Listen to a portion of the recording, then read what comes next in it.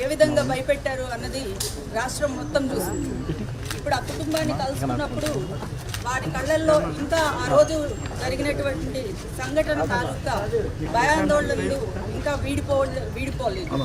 వారికి ఇంకా నిద్రాహారాలు లేకుండా భయంతో మరి మా ఇంట్లో ఉన్నటువంటి మహిళలందరూ కూర్చొని ఉన్నారు.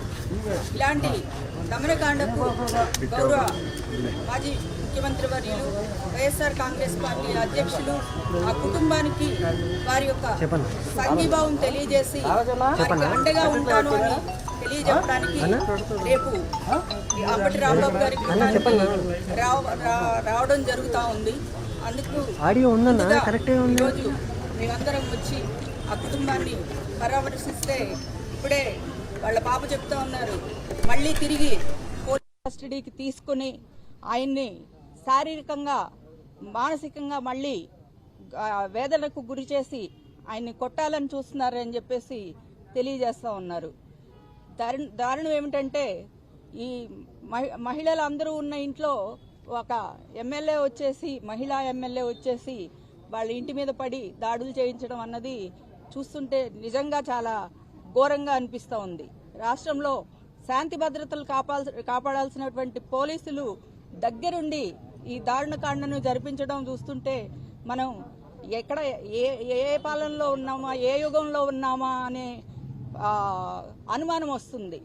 మనం రాక్షస యుగంలో ఉన్నామా, ఈరోజు త్రేతాయుగం దాటాము, ద్వాపర యుగం దాటాము, కలియుగంలోకి వచ్చాము. రాజ్యాంగాన్ని డాక్టర్ బిఆర్ అంబేద్కర్ గారు ఇచ్చినటువంటి రాజ్యాంగాన్ని అమలు చేసుకుంటూ శాంతియుతంగా ఉండాల్సినటువంటి రాష్ట్రంలో రెడ్ బుక్ పాలన అని చెప్పి మొదలుపెట్టి ఈరోజు అందరినీ కూడా వారికి ఎవరైతే టార్గెట్ చేశారో మొత్తం వైఎస్ఆర్ కాంగ్రెస్ పార్టీ లీడర్స్ అందరినీ కూడా అరెస్టులు చేసుకుంటూ పోతూ మరి ఏమాత్రం ఒక ఎలా ఇబ్బంది పెట్టాలని కార్యకర్తలందరినీ కూడా భయభ్రాంతులకు గురి చేస్తున్నటువంటి ఈ రాక్షస పాలన ఖచ్చితంగా పోవాలంటే దాన్ని మనం రాష్ట్రపతి గారికి నివేదించుకొని గవర్నర్ వారి పాలన విధిస్తే తప్పితే ఈ రెడ్ బుక్ రాజ్యాంగానికి అంతం లేదని కూడా తెలియజేస్తా ఉన్నాం. మా మాజీ ముఖ్యమంత్రి వర్యులు, మా అధ్యక్షులు వారు మరి కుటుంబాలకు తర్వాత జోగి రమేష్ గారి కుటుంబం మీద కూడా పెట్రోల్ బాంబు దాడులు చేయడం జరిగింది. శుక్రవారం వారిని పరామర్శిస్తారు. రేపు ఇక్కడికి రావడం జరుగుతుంది. కాబట్టి మా మీద ఏమైనా ఈగవాలితే, మా నాయకుడి మీద ఈగవాలినా కానీ ప్రభుత్వాన్ని ఖచ్చితంగా మా కార్యకర్తలందరూ కూడా ఏం చేయాలో అది తర్వాత తెలుస్తారని కూడా నేను తెలియజేసుకుంటా ఉన్నా. దానికి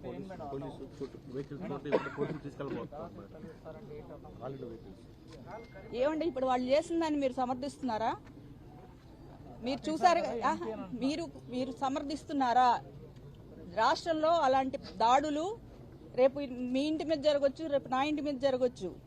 మనం ప్రజా జీవితంలో ఉన్నాం. స్వేచ్ఛగా బయటకు వెళ్లే అవకాశాలు మనకు ఉండాలా లేదా అన్నది మీరు ఇంటి మీదకి వచ్చేసి రాళ్ళు ఇసిరి దాడులు చేస్తుంటే రేపు మీ ఇంట్లో మీరు పెట్టే వార్త నచ్చదు ఎవరికన్నా, అప్పుడు వచ్చి మీ దాడి చేస్తే ఏం చేస్తారు? మిమ్మల్ని మీరు ప్రొటెక్ట్ చేసుకోరా? ఊరుకోరంటే ఏంటి? మేము అండగా ఉంటాం ఆ కుటుంబానికి, మమ్మల్ని మేము రక్షించుకోవడానికి తీసుకుంటామన్నాను. ఊరుకోరు అని అంటే with in the frame work of constitution and law and order చేస్తామండి, అంతేగాని వాటిని బ్రేక్ చేసి చెయ్యం.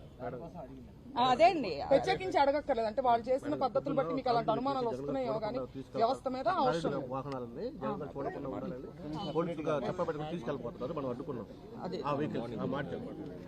మార్నింగ్ కాల్ చేసిన వెహికల్ తీసుకెళ్ళి పోలీసు వారు తీసుకెళ్తుంటే మనం అడ్డుకున్నాం. ఈ రోజు మళ్ళీ మన కారు ఇక్కడే తగలబెట్టారు, అందరూ కూడా చూశారు. దాన్ని మరి రేపు మా అధ్యక్షుల వారు చూడకుండా దాన్ని తరలించడానికి ఈరోజు పొద్దున పోలీసులు ప్రయత్నం చేసింది కూడా మరి వీరందరూ అడ్డుకోవడం జరిగిందని చెప్పి తెలియజేస్తా ఉన్నారు. చెప్పండి.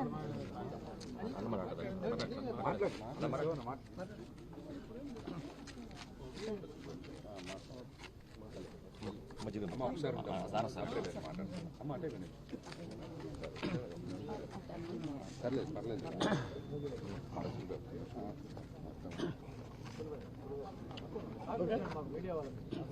అందరికీ నమస్కారం.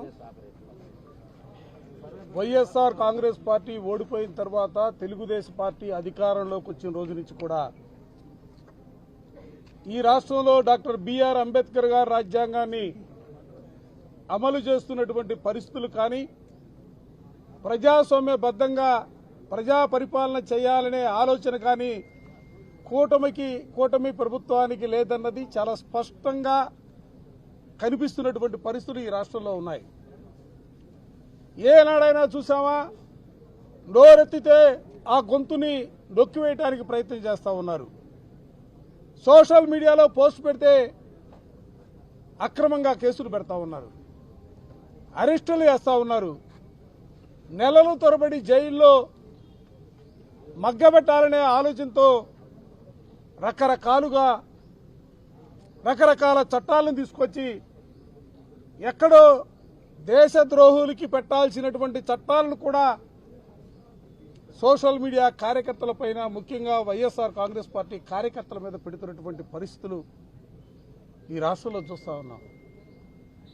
ఇందాక మాజీ హోంమంత్రి గారు మేఘతోటి సుచరిత గారు స్పష్టంగా అడిగారు, అసలు ఏ దిశగా ఈ రాష్ట్రంలో మీరు పరిపాలన తీసుకెళ్ళడానికి ప్రయత్నం చేస్తా ఉన్నారు? ఆంధ్రప్రదేశ్ అంటే అక్షర క్రమంలో అగ్రభానున్నటువంటి ఈ రాష్ట్రాన్ని అన్యాయాలకి కేర్ ఆఫ్ అడ్రస్ గా మార్చాలని ప్రయత్నం చేస్తా ఉన్నారా? శాంతి భద్రతలు లేకుండా ఒక అశాంతి వాతావరణాన్ని సృష్టించాలనే తలంపుతో ముందుకు సాగుతా ఉన్నారా? సరే, మీ పందా ఏంటి? వైఎస్ఆర్ కాంగ్రెస్ పార్టీగా మాకు ఉద్యమాలు కొత్త కాదు, మాకు పోరాటాలు కొత్త కాదు. వైఎస్ఆర్ కాంగ్రెస్ పార్టీ ప్రారంభించిన రోజు నుంచి కూడా జెండా భుజాన పెట్టుకున్నటువంటి అంబటి రాంబాబు గారికి ఇది కొత్త. 2 సార్లు శాసనసభ్యుడిగా పనిచేస్తే, ఒకసారి మంత్రిగా ఈ రాష్ట్రంలో తను ప్రభుత్వంలో భాగస్వామిగా ఉంటే అసలు ఏం జరిగింది? ఈ విధమైనటువంటి పోకళ్ళ అక్రమంగా కేసులు పెడతారా? అన్యాయంగా గంటల తరబడి దాడులు చేస్తారా? అసలు ఏమనుకుంటా ఉన్నారు? రాష్ట్ర చరిత్రలో చాలా ప్రభుత్వాలు వచ్చాయి, చాలా రాజకీయ పార్టీలు రాష్ట్రంలో ఉన్నాయి. ప్రభుత్వాలు మారిపోతూ ఉంటాయి. మీరు 2014 నుంచి 19 వరకు ఈ రాష్ట్రంలో పరిపాలన చేశారు. 19 నుంచి 24 వరకు వైఎస్ఆర్ కాంగ్రెస్ పార్టీ అధికారంలో ఉంది. మరలా తిరిగి ఈరోజు మీరు అధికారంలోకి వచ్చారు. రేపు ఎప్పుడు ఎన్నికలు జరిగినా తిరిగి వైఎస్ఆర్ కాంగ్రెస్ పార్టీ అధికారంలో రావటం ఇవాళ ప్రజలకు ఖాయంగా చెబుతున్నటువంటి మాట. కేవలం డైవర్ట్ రాజకీయాల కోసం, అంటే లడ్డుకు సంబంధించినటువంటి అంశం వెలుగులోకి వస్తే, వాస్తవాలు బయటకు వస్తే, ఆ వచ్చినటువంటి వాస్తవాలను మరుగున పెట్టాలా, ప్రజల్ని డైవర్ట్ చేయాలనే ఆలోచనతోనే అంబటి రాంబాబు గారి ఇంటి మీద దాడి జరిగినా, మరో మాజీ మంత్రి జోగి రమేష్ గారి ఇంటి మీద దాడి జరిగినా కూడా ఈ 2 సంఘటనలు ఈ దశగా ఉన్నాయి. నేను ఒకటే చెప్పదలుచుకున్నా, అరచేతిని అడ్డు పెట్టి సూర్యకాంతి నాపాలనే ప్రయత్నం చేస్తే ప్రతిఫలం ఏ విధంగా ఉంటుందో వైఎస్ఆర్ కాంగ్రెస్ పార్టీకి సంబంధించినటువంటి నాయకుల పైన, ముఖ్యంగా రాంబాబు గారి పైన, అక్కడ రమేష్ గారి పైన దాడులతో భయపెట్టాలంటే రాంబాబు భయపడతాడా? జోగి రమేష్ భయపడతాడా? రాంబాబుకి కేసులు కొత్త, మాట్లాడటం కొత్త, పార్టీలో పనిచేయటం కొత్త. కార్యకర్తగా జెండా భుజాన పెట్టుకుని వైఎస్ఆర్ కాంగ్రెస్ పార్టీలో జగన్మోహన్ రెడ్డి గారి నేతృత్వంలో ఎన్ని రకాలుగా ఇబ్బందులు వచ్చినా, ఎన్ని రకాలుగా అక్రమ కేసులు బనాయించాలనే ప్రయత్నం చేసినా జెండా విడవకుండా ముందుకు సాగినటువంటి వ్యక్తి రాంబాబు గారు, రమేష్ గారు. దయచేసి నేను ఈ రాష్ట్రంలో ఉన్నటువంటి ప్రజానీకానికి కూడా చెప్పదలుచుకున్నా, మేధావులారా స్పందించండి, ప్రజాస్వామ్యవాదులారా. ఈ రాష్ట్రంలో జరుగుతున్నటువంటి అప్రజాస్వామిక పరిపాలన పైన మీరందరూ మౌనం ధారిస్తే ఇవాళ వీళ్ళు చేసే అన్యాయాలకి అక్రమాలకి అడ్డుకట్ట ఎక్కడ? అందుకే మేము చాలా స్పష్టంగా చెప్పదలుచుకున్నాం మా పార్టీగా. మీకు తెలుసు, ఈ రాష్ట్రంలో వైఎస్ఆర్ కాంగ్రెస్ పార్టీ కార్యకర్తకి ఎక్కడైనా ఏ చిన్న ఇబ్బంది వచ్చినా కూడా పార్టీ యావత్తు కూడా అండగా నిలబడుతున్నటువంటి వైనం కానీ మా ప్రీతమ నాయకుడు పార్టీ అధ్యక్షులు గౌరవనీయులు జగన్మోహన్ రెడ్డి గారు వాళ్ళ ఇళ్లకొచ్చి పరామర్శించి వాళ్ళకి అండగా నిలబడే కార్యక్రమాన్ని తీసుకున్నటువంటి వైనం కానీ భవిష్యత్తుకు సంబంధించి కూడా ఈ అక్రమంగా కేసులు పెట్టినటువంటి వైనంలో కానీ ఈ దాడులకు సంబంధించి కానీ ఇవన్నీ కూడా చెరిగిపోని నిజాలుగా మా అందరి మనసుల్లో ఉంటాయి.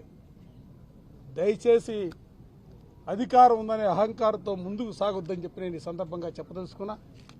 అదేవిధంగా రేపు రాంబాబు గారిని పరామర్శించడానికి జగన్మోహన్ రెడ్డి గారు రాబోతూ ఉన్నారు.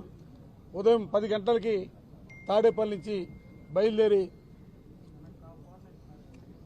బుడంపాడు బైపాస్ దగ్గర ఆంజనేయ స్వామి విగ్రహం దగ్గర దిగి అక్కడి నుంచి కొండాంగటప్ప కాలనీ చుట్టుకుంట మీదుగా కలెక్టర్ ఆఫీసు, స్తంభాల గారు, గుజ్జనగొళ్ళ, అక్కడి నుంచి ఇక్కడికి వచ్చే కార్యక్రమం రేపు పార్టీ పెద్దలందరూ కూడా కూర్చొని నిర్ణయించడం జరిగింది.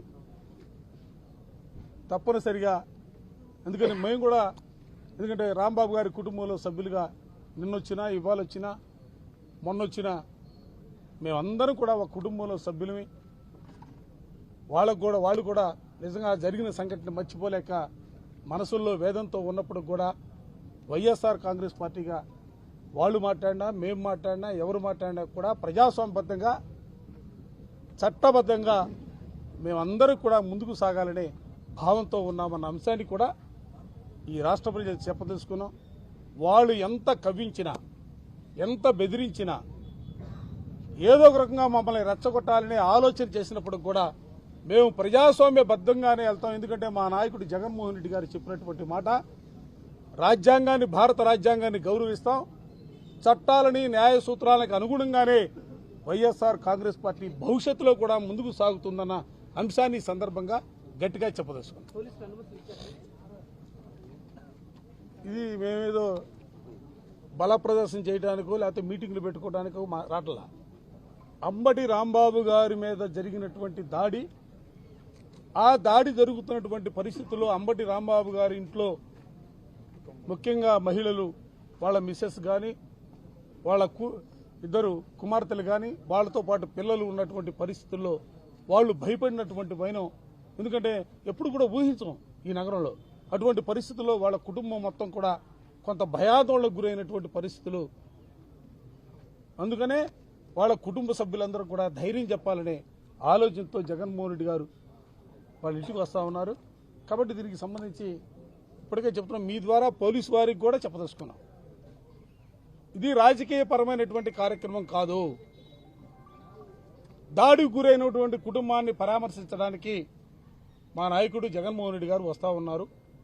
దయచేసి దీనికి సంబంధించి కూడా మీరు చట్టప్రకంగా మీరు ముందుకు సాగుతారని భావిస్తూ ఉన్నాం, సాగాలని కోరుకుంటా ఉన్నాం.